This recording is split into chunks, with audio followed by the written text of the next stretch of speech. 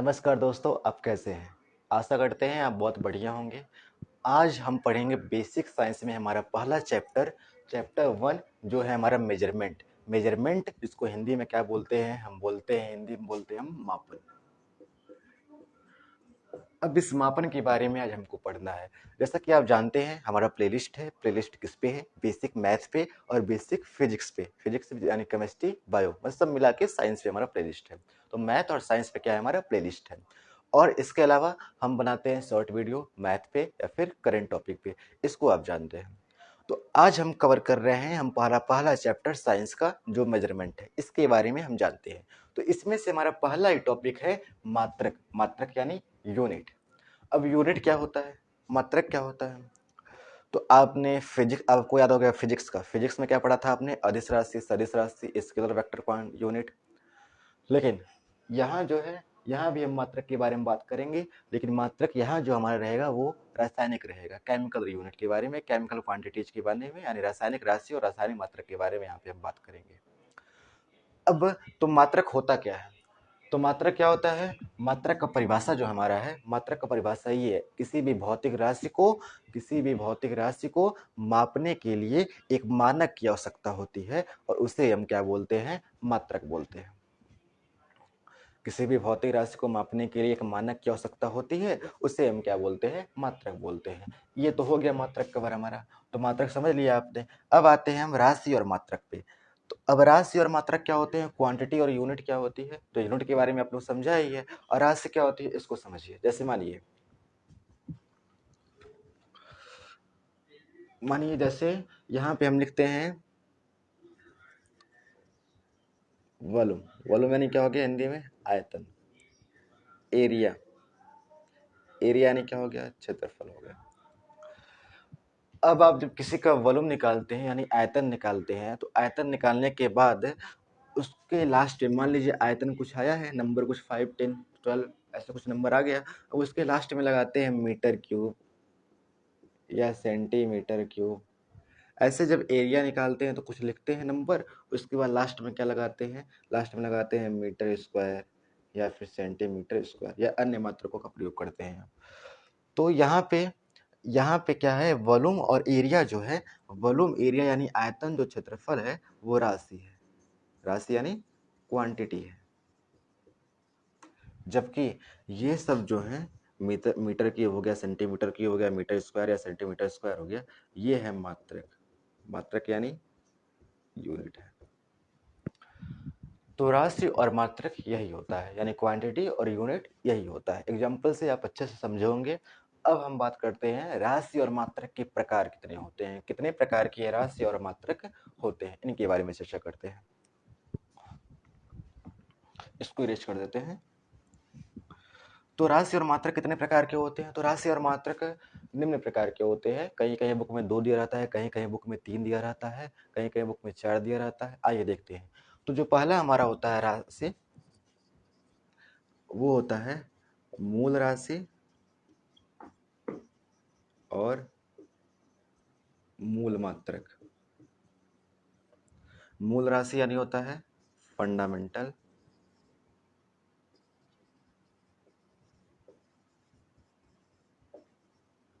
राशि यानी quantity, and मूल मात्रक यानी इंग्लिश में फंडामेंटल,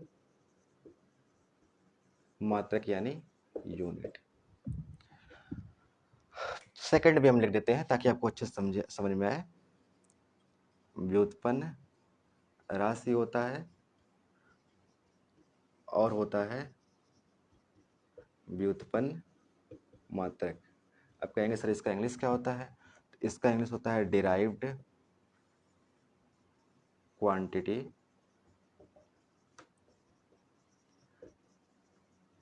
एंड डिराइव्ड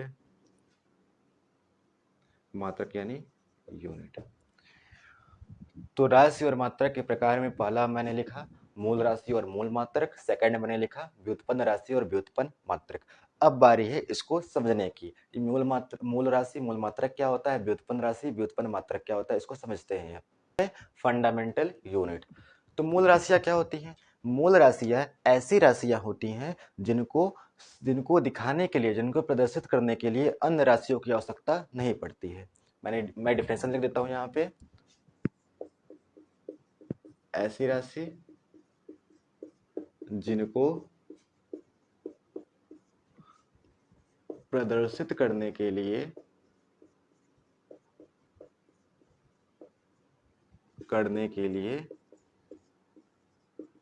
अन्य राशि की आवश्यकता नहीं पड़ती है।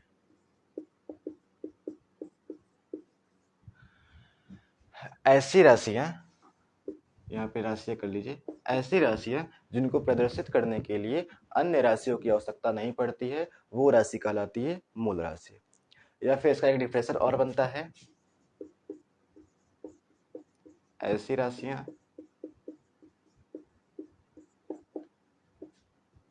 जो अन्य राशि से स्वतंत्र होती है। दो डिफरेंशन यहाँ पे है। पहला डिफरेंशन क्या है? ऐसी राशियां जिनको प्रदर्शित करने के लिए अन्य राशियों की आवश्यकता नहीं है, मूल राशियां कहलाती हैं। या फिर ऐसी राशि जिनको अन्य राशियों से जो क्या होते हैं, स्वतंत्र होती हैं। जैसे एग्जाम्पल लेते हैं, तो एग्जाम्पल के लिए मान लीजिए, एग्जाम्पल में हम लिखते हैं, उदाहरण में समझिएगा। मान लीजिए ये खेत हो गया। अब इस खेत का हमको निकालना है क्षेत्रफल। तो क्षेत्रफल निकालने के लिए ये हमको इसकी क्या नाम है, लंबाई चाहिए, और ये इसकी क्या चाहिए, हमको चौड़ाई चाहिए। लंबाई मल्टीप्लाई चौड़ाई क्या हो जाएगा, इसका क्षेत्रफल हो जाएगा। क्षेत्रफल निकालना है खेत का, तो क्या चाहिए, लंबाई और चौड़ाई चाहिए। अब देखिए, क्षेत्रफल निकालने के लिए लंबाई और चौड़ाई चाहिए, जबकि अगर इस खेत का हमको लंबाई निकालना है, तो लंबाई निकालने के लिए कुछ और चाहिए। क्या?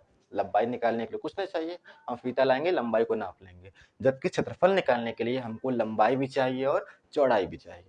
तो ऐसी राशियां जो अन्य राशि से स्वतंत्र होती है, लंबाई जो है, लंबाई को दिखाने के लिए आपको अन्य राशि की आवश्यकता नहीं है, जबकि क्षेत्रफल को दिखाने के लिए लंबाई की भी आवश्यकता है और चौड़ाई की भी आवश्यकता है। तो अगर लंबाई को दिखाने के लिए अन्य राशि की आवश्यकता नहीं है, तो लंबाई ही हमारा क्या कहलाएगा, मूल राशि कहलाएगा।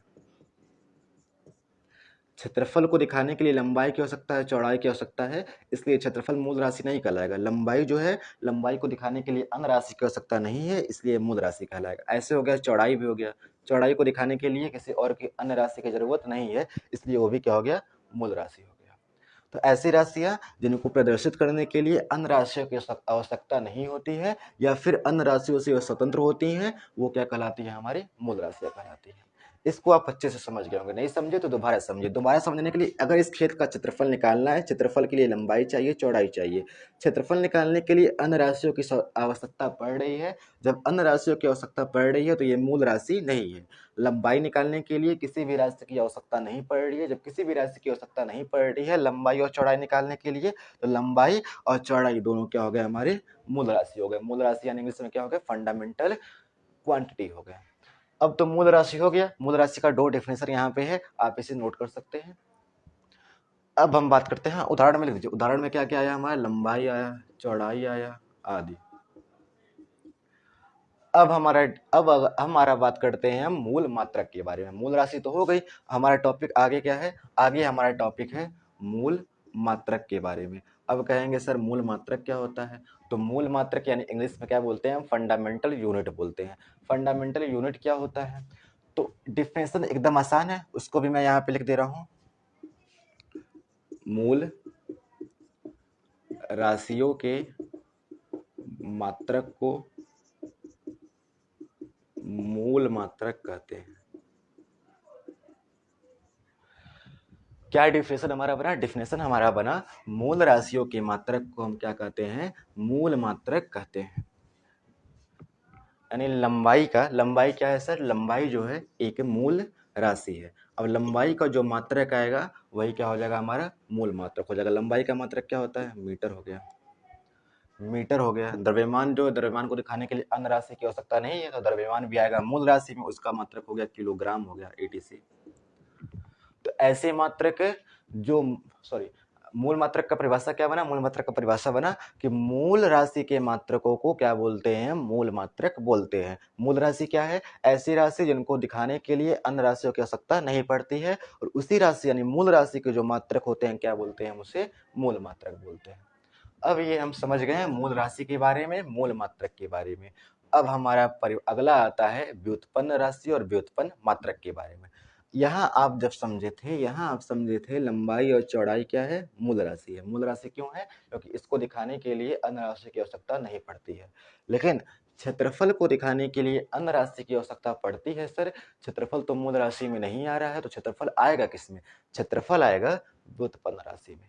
इसमें आएगा वो व्युत्पन्न राशि, यानी इंग्लिश में डिराइव्ड क्वांटिटी में आएगा। डिराइव्ड क्वांटिटी का परिभाषा भी यहीं से बन गया। परिभाषा क्या बना, ऐसी राशियां जिनको दिखाने के लिए अन्य राशियों की आवश्यकता पड़ रही है, क्षेत्रफल को दिखाने के लिए लंबाई और चौड़ाई की आवश्यकता पड़ रही है, इसलिए क्षेत्रफल क्या बन गया हमारा, व्युत्पन्न राशि बन गया। परिभाषा भी इसका लिखते हैं। तो आशा करते हैं आप मूल राशि और मूल मात्रक को अच्छे से समझ गए होंगे। अब परिभाषा लिखते हैं किसका, परिभाषा अब लिखेंगे सर व्युत्पन्न राशि का।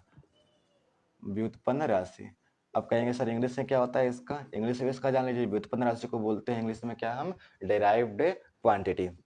तो व्युत्पन्न राशि का परिभाषा क्या बना, ऐसी राशियां, सेम मूल राशि का उल्टा है, ऐसी राशियां जिनको प्रदर्शित करने के लिए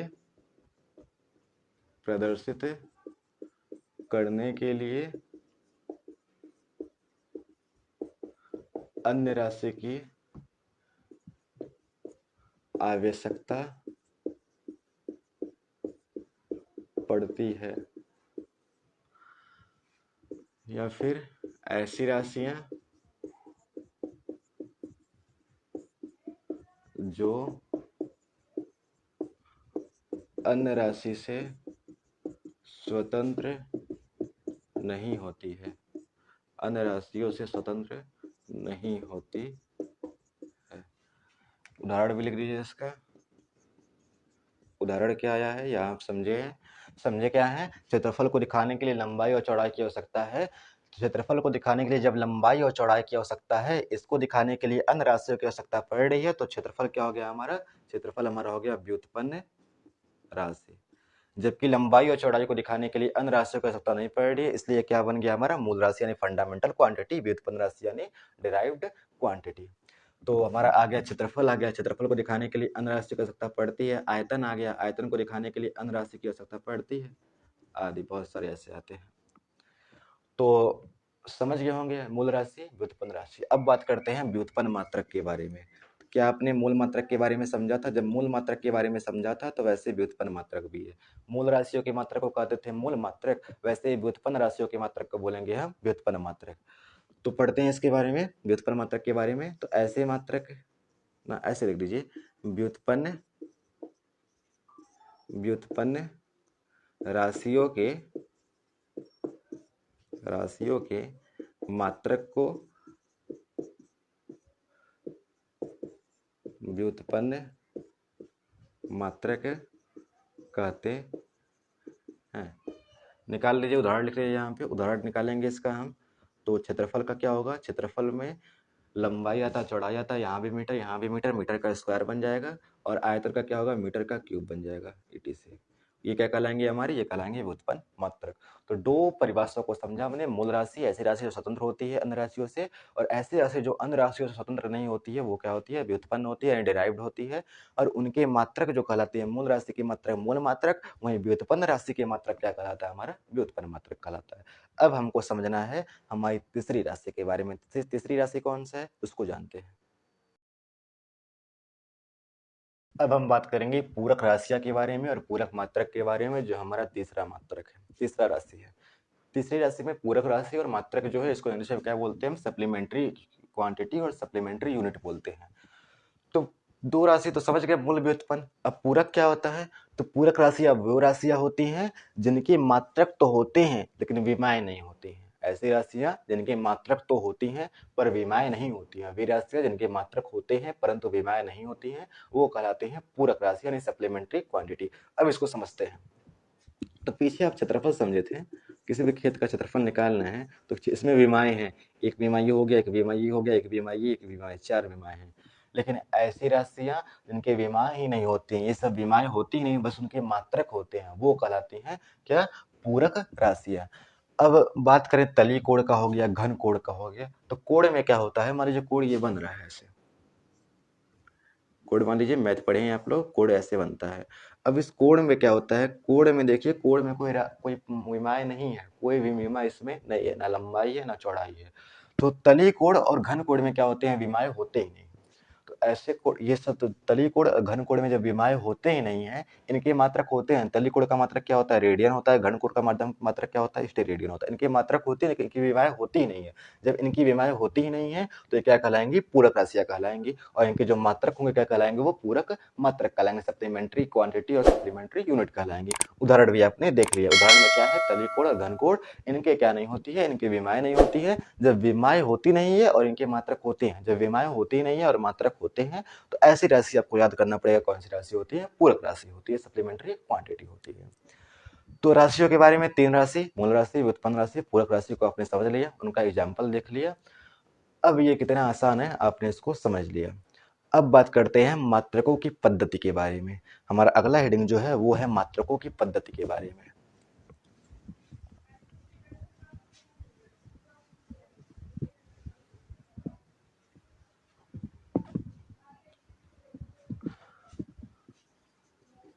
मात्रकों की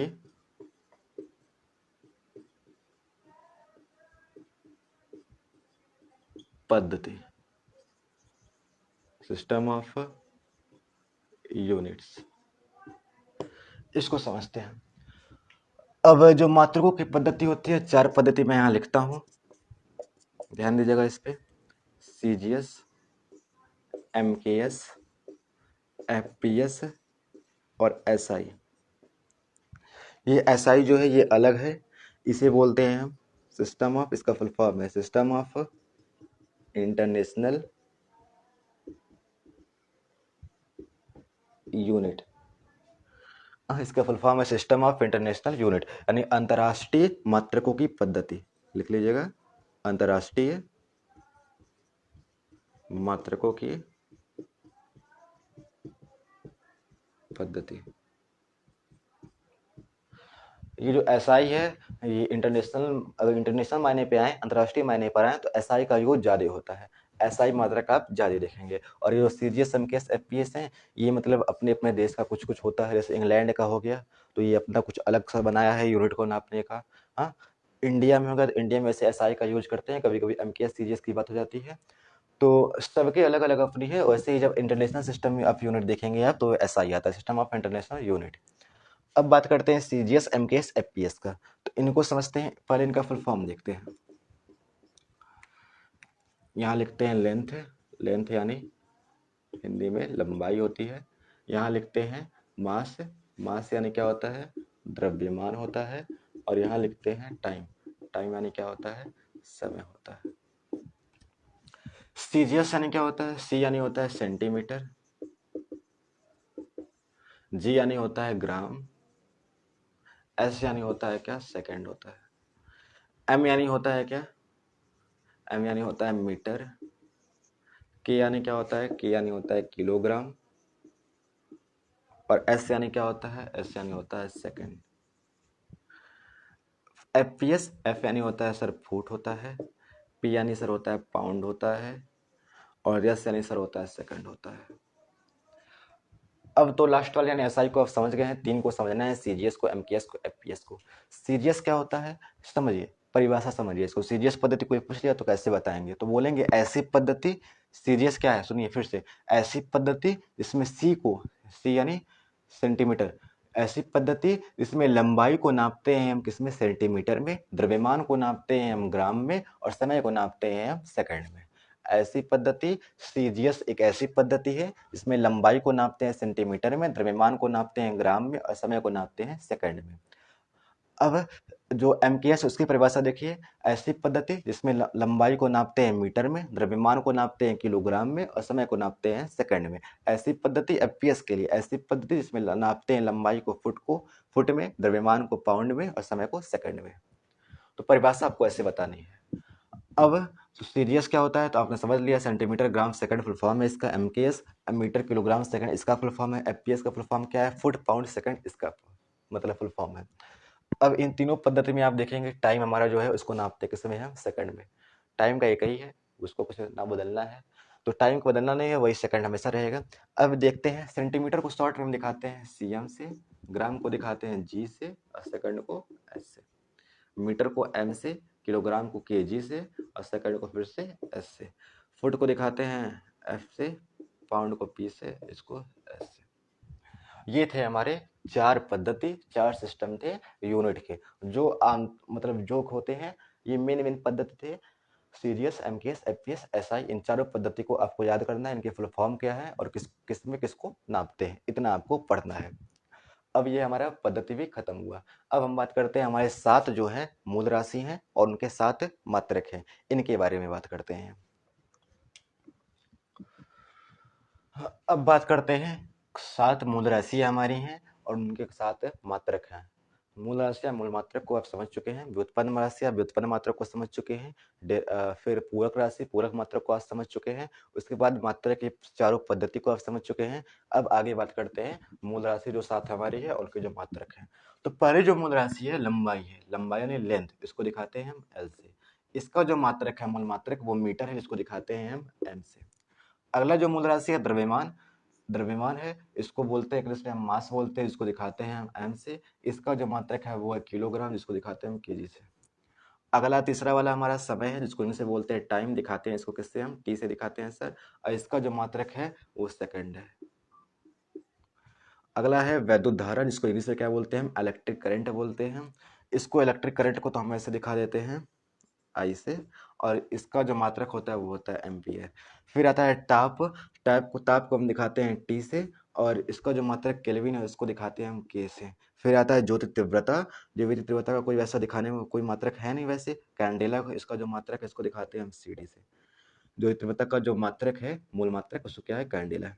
फिर आता है पदार्थ की मात्रा, हाँ, नंबर ऑफ सब्सटेंस, जिसको हम किस में दिखाते हैं, मोल से दिखाते हैं, इसका मात्रक मोल होता है। तो यहाँ पे 7 मूल राशियां हो गई और 7 उनके मात्रक हो गए। तो इसमें हम राशि मात्रक के बारे में पढ़ा, मात्रकों की पद्धति में पढ़ा, उसके बारे में हमने पढ़ा है मूल राशि और उनके मात्रक के बारे में जो 7 होते हैं। तो ये वीडियो आपको कैसा लगा कमेंट में जरूर बताइएगा। और ये हमारा डे फर्स्ट था साइंस के टॉपिक को कवरिंग करना, जिसका पहला चैप्टर हमारा क्या था, मेजरमेंट था, मापन था। अगले चैप्टर में जो चैप्टर सेकंड है साइंस का, वो अगला वीडियो उस पर आएगा। अब जो कुछ और टॉपिक इस चैप्टर के हैं, टॉपिक क्या है, समय के कुछ अन्य मात्रक हो गए, लंबाई के कुछ अन्य मात्रक हो गए, द्रव्यमान के कुछ अन्य मात्रक हो गए। ये 3 टॉपिक हैं जिनका मैंने नोट्स जो है वीडियो के अंत में दे दिया है, उसको आप जरूर देखिएगा, कॉपी में नोट करिएगा, उसको याद करने का प्रयास करिएगा, समझने का प्रयास करिएगा। समझिएगा ऐसा कि कभी भूले ना, और भूले तो रिवाइज हो जाए। फिर मिलते हैं नेक्स्ट वीडियो में, तब तक के लिए धन्यवाद।